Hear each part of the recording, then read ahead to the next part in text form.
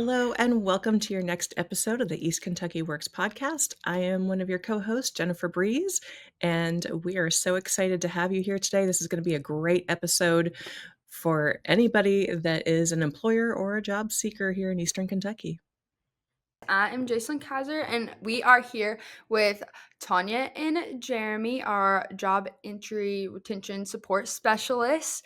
So Tonia and Jeremy, kind of just introduce yourself, tell us a little bit what you do and what areas you serve. My name is Tonia, and like you said, I'm we call it JERSS for short, a job entry retention support specialist for the Bluegrass region, and that covers 17 counties, including Estill, Powell, Fayette, Anderson, Scott, Franklin, Harrison, Lincoln, and I don't really know the other one. Sorry, there's 7 counties in the Bluegrass region. Okay. Huge. The That's a majority big of my region, clients do come from the Fayette County region, so I spend a lot of time in Lexington and do a lot of things with drug courts, treatment facilities, and individuals that are reentering society from incarceration. Well, I'm Jeremy Lewis. I'm over the Cumberlands area. I'm in 13 counties. Um, Russell, Pulaski, Laurel, Clinton, Cumberland, McQuarrie, Adair, Casey, a bunch. Um, I work with a lot of facilities across Pulaski, Russell, and Laurel. Those are my 3 main counties that I stay in a lot of. I get a lot of referrals from everybody else too, as well, and just continuously out in the community meeting people who just continuously need a lot of help as far as getting back to work. Awesome. So, we mentioned that you're a job entry and retention support specialist, which we call a JERS, because that rolls off your tongue much easier than the other. So can you just describe in your own words, like, what is a JERS? Why would anybody need to be connected with a JERS? You want to answer that one, Jeremy? Sure, I think JERS, why would somebody need to be connected with us? I would say, for a different magnitude of reasons. I mean, far as, we bridge that gap from workforce to recovery. We help them get back to work. We supply the needs for them, but we also wear a lot of different hats too, as well. And I've learned that in this role. I mean, far as counseling, coaching, motivating, it's not just, hey, just JERS. Hey, this is what I do. This is what I can get for you. I find myself a lot of times just kind of coaching them up and put some life into them. People that are coming out incarcerated or dealing with recovery, they need that instant energy in them sometimes, just to say, hey, I can get through this. I can do more in my life. I think one of the biggest things I say from EKCEP is always, don't let your past define your future. And I say it a lot of things I do, and it's such a true statement. You take that statement, I mean, hey, just because you did this in the past doesn't mean you don't need a second chance. Sometimes a third chance at life. Mhm. So And then Tonia, you just recently attended the Reimagine My Story event. Can you tell us a little bit more about that experience for you? It was an awesome experience. It was an event put on by Team Kentucky, the adult education department. And what it did was it simulated what life is like for someone as they leave jail or prison or treatment. And all the obstacles and barriers they face. And so each person was given a scenario. My scenario involved, I had a GED, I had a child that had to stay with me. So there was somebody that was assigned to me. And I went through 4 weeks of daily life after being released from jail, and all the obstacles that someone faces. So, for example, you're given an envelope and it has some money and a transportation ticket in it. And each place you go to, you have to give a transportation ticket to.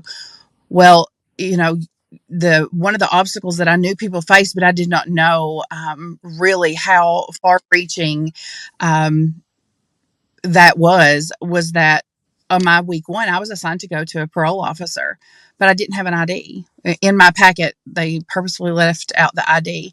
So you had to go, there was little stations set up all around the room, and I had to go to the ID station. Well, by the time week one was over, I was still in line for the ID. So I missed my parole. I missed my treatment for that week. I didn't get to see my counselor because I didn't have proper ID. And so what happens when you start missing your drug testing drops and your parole officers? You go to jail. And so it helped me really see at what a disadvantage individuals are as soon as they came out of jail. They have no ID. They can't accomplish nothing. They can't, they can't get a job. They can't see their parole officer. They can't drug test. They can't, you can't go to the doctor without an ID. And so it really opened my eyes to the fact that there are obstacles that we take for granted that are just simple little things that they have to overcome, and how easy it is to fall back into the trap of using drugs. Because I was so frustrated by week 3, I just sat down, just couldn't get anything accomplished. So it was very eye-opening for me, gave me lots of ideas, how I really wish it was possible for us to go, or someone to be in jails and be getting IDs before somebody walks out, because that was such a huge barrier to everything. So it was. Yeah, that's so powerful. Like, I'm thinking, man, that should be like an automatic thing that they help people do before they release you from jail. Like let's set you up for success. Let's get you Mhm. the things you need to be a useful citizen in society And again. one of the But I guess that's why us jurors are here, right? and yeah, and one of Well, the things that they really focused on was getting your GED. That was the main goal at the end of that, was because we want people to be able to obtain their GEDs. But if you don't, you have to have an ID to go to a food bank. So if you can't even get food at a food bank and you're hungry and you don't have a bus ticket to get you to donate plasma, and you can't donate anyway because you don't have an ID, the last thing on my mind was going to be a GED. Right. You're going to want those immediate needs met. Um, we were talking the other day at Whitley County Detention Center. I think one of the biggest things, kind of what you're talking about, Tanya, a reentry plan, and having that reentry coordinator start implementing that plan right while they're there. I think that's such a huge thing for our participants. If they can get that done before they get out, man, Changes everything. yes, it does. It does. Yeah, and you obviously took some key points away from that event. So, how do you think that you'll be applying that now, as a juror, since you kind of have got an inside scope of what they really do go through? I mean, you know what they go through, but having to actually sit there and you end up sitting down by week 3, because that's annoying for anyone, not just someone coming right out of jail. Like when you're put in that experience. So, how do you think that you'll be implementing, the things that you've learned? Well, one thing that I have done is, I have spoken with individuals who do, they call it pre-release, and Jeremy attends a lot of these too. So we have pre-releases in a lot of our jails here in Kentucky, where inmates are going to be getting out within the next 3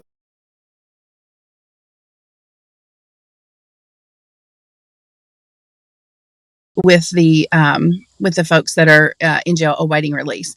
And we go, and typically it's a sort of a resource thing. And so we inform them of every single thing available. And we have a lot of community partners, obviously the jails, but we have people there from the Kentucky higher education that shows them, this is what you do to get your GD. It's free. And we just try to load them with resources. So when they walk out of the door, they've got numbers to call. We give numbers, we give cards, and the jails are so gracious to allow us to come in and do that, because they don't want recidivism either. They want them to be successful.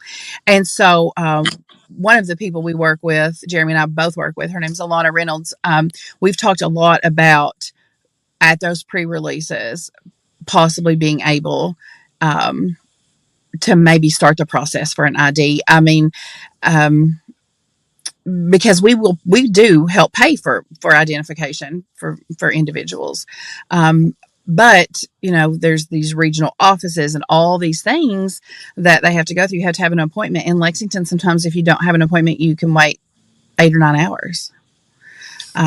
So try to maybe set up those appointments in advance. So, they're not waiting weeks upon weeks to get an ID. They can use their jail ID, for some things, but to have an actual ID to do a W-4 so they can actually go to work, maybe set up those appointments prior to release so that they're not waiting, a month or two for that. Right.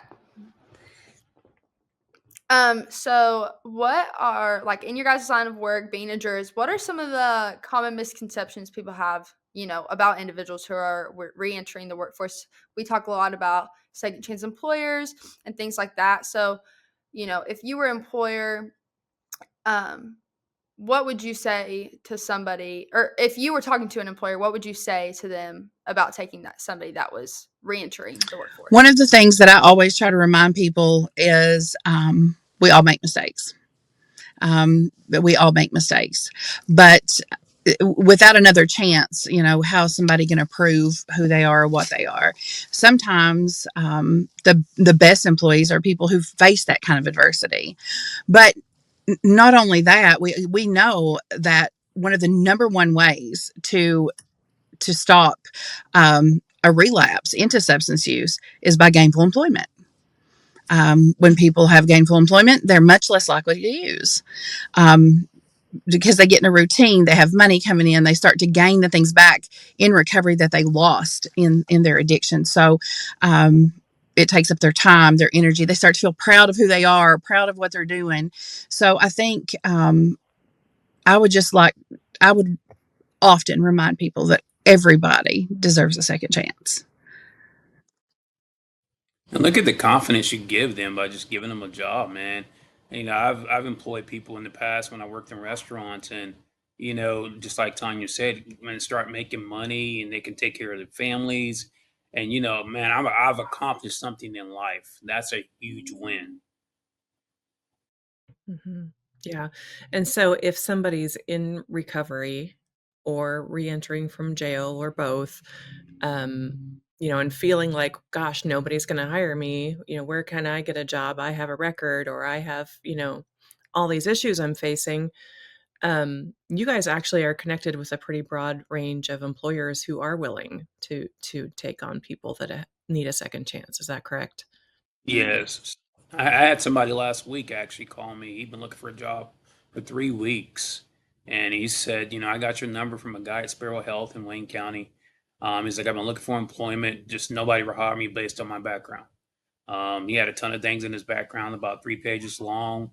He's like, man, I'm just ready to give it all up. And I went to work and just kind of started reaching out to some of the community partners, Hope of Kentucky, VOA, and a couple other places.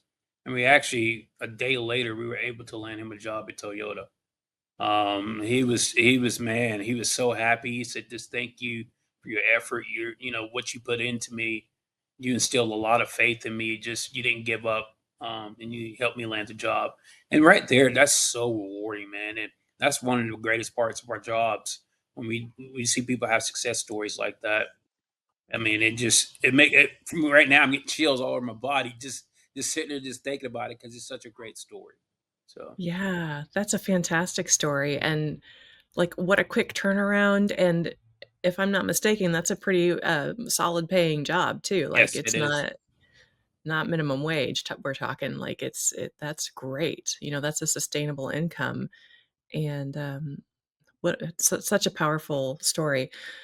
So, what would you say to somebody who is looking for a job, who is, who relates to either being in recovery, meaning that they have a documented case of a substance use disorder, correct? Mm. Within the past 2 years, um, so that either they're in that place or they're recently out of, incarceration, or you have a loved one who's in that situation. Like, what would you tell them to do? How do you get started to work with a jurors? Um, First of all, stay patient, stay calm, just work through the process.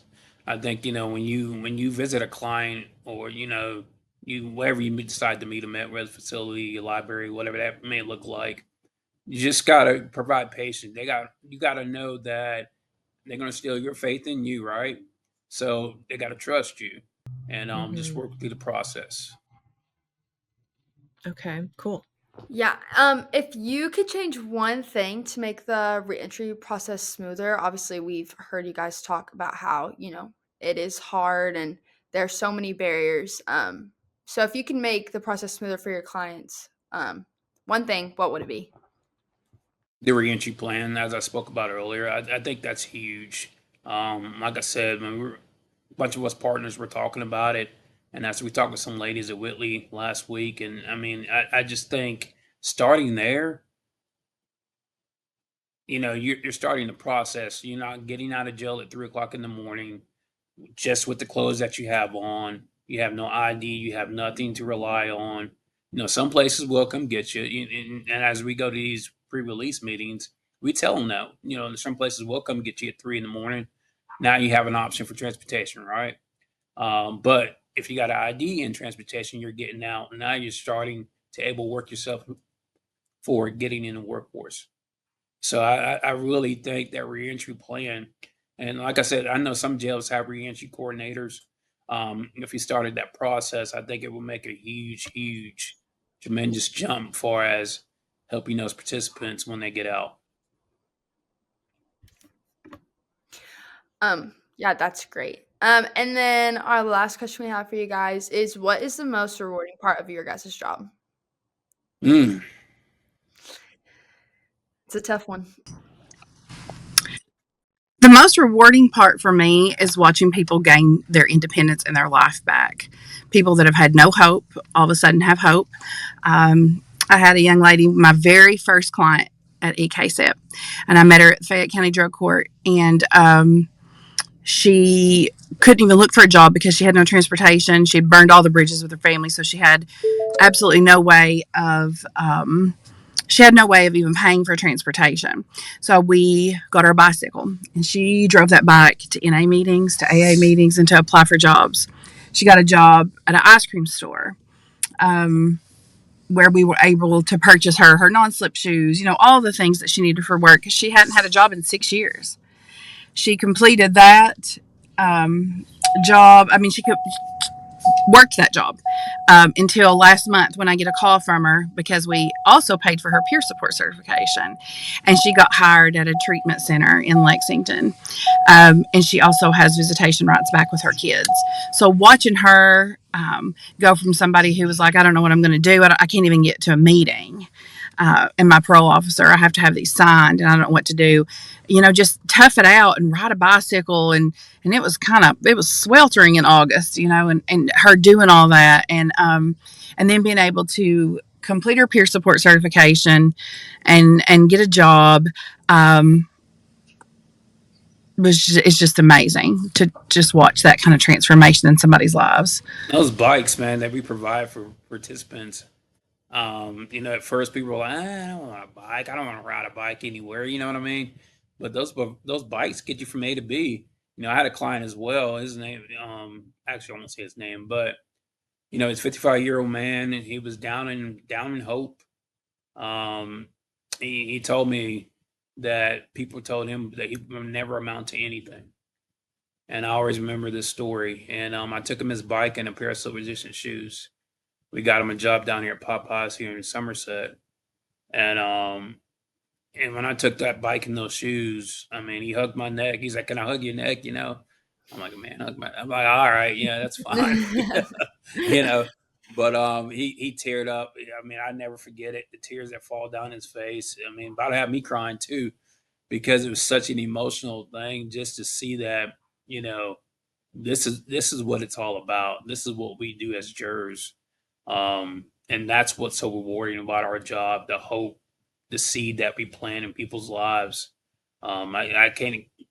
I remember my first jail visit and coming home and leaving the jail for the first time. Never walked into a jail before, and I came out just vibrant, just full of energy, because I know I left there and I planted some seeds, planted some hope that they will have forever when they leave that place. Hopefully. That's so powerful, both of you. all of our jurors are doing such an amazing job, and really, like, it sounds cliche or too good to be true, but you're, like, literally changing lives and giving people a hand up where maybe nobody else would, and I'm so grateful to you both for coming on and helping us to kind of get into the point of view of somebody who is in recovery or reentering the workforce. Like, if you haven't been there, it's super easy to just, like, put your blinders on and not really Mm-hmm. think, or just expect, "Oh, well, they should be able to just snap to it, just get it done." But Work that way. I think your stories help us to see the whole picture and what it's like to walk a day in their shoes, and that is super powerful, and I'm just so glad that we're able to, instill hope and give people a second or a third or however many chances they need, because everybody deserves that. I agree. I agree. Yeah, thank you so much, Jeremy and Tonya, for being on. That is all we have for you guys today. If you are looking for a job, want to advance your career, or if you're a business leader looking for skilled workers, EKCEP is here for you. You can find more information about EKCEP and all of our services at ekcep.org, or visit your local Kentucky Career Center, and you'll find the links to everything we mentioned in the show notes today. But have a great day, Eastern Kentucky, and we'll see you next episode.